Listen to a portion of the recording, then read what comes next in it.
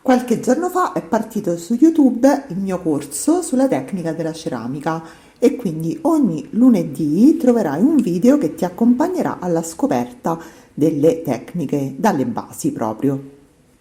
Ma oggi vorrei iniziare anche a parlare di altro, perché la tecnica è una parte di quello che è necessario per fare ceramica o comunque avvicinarsi ad una tecnica creativa. Come dico sempre, acquisire la tecnica è come acquisire un ampio vocabolario che ci permetterà poi di scrivere, ma se non abbiamo idee e non abbiamo nulla da raccontare, non possiamo scrivere un libro fondandoci solamente sull'ampio vocabolario che possediamo. Spesso le persone mi chiedono: ma come hai trovato il tuo stile? E devo dire che all'inizio non sapevo rispondere a questa domanda, poi ho iniziato a rifletterci soprattutto per aiutare le persone che venivano a fare dei corsi da me a sviluppare il proprio.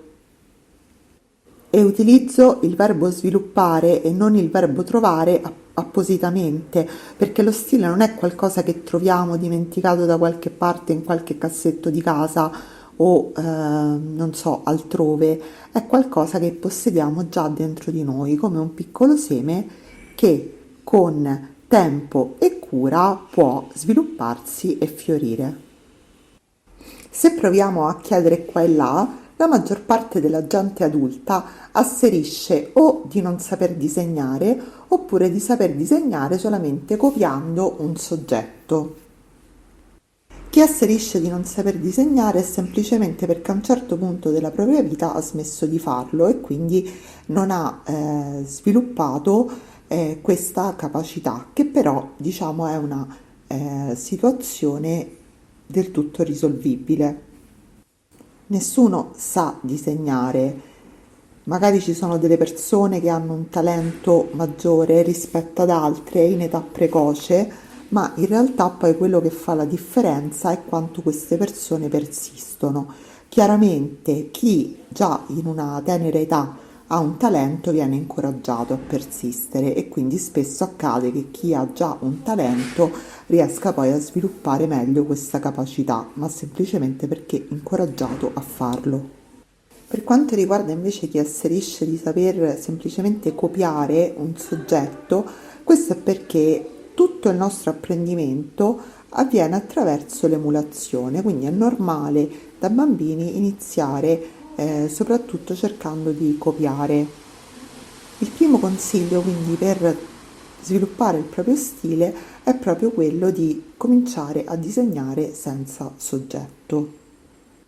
Questo è un consiglio che spesso trova le persone restie a seguirlo, in quanto nel tempo hanno sviluppato una buona capacità di riproduzione e invece iniziando a disegnare senza alcun riferimento, chiaramente il risultato non è a livello qualitativo lo stesso di un disegno ricopiato.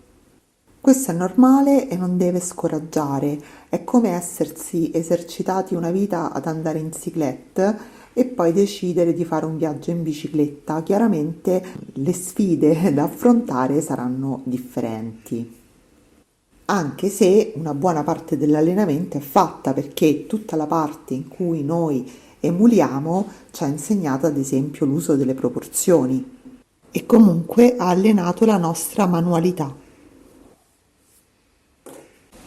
Insomma, il primo consiglio è disegna, disegna, disegna senza paura di sbagliare e senza riferimenti. All'inizio quello che otterrai forse non sarà soddisfacente, ma il trucco è solo continuare, perché nessuno ha bisogno di una copia di qualcosa già esistente, ma abbiamo bisogno di punti di vista. Quindi quello che serve tirare fuori è il tuo punto di vista, la tua visione unica del mondo e della realtà. A presto, al prossimo consiglio. Ricordatevi che lunedì esce il secondo episodio del corso di ceramica e se vi fa piacere iscrivetevi al mio canale o veniteci a trovare a Viterbo, siamo in via Saffi 76. Ciao!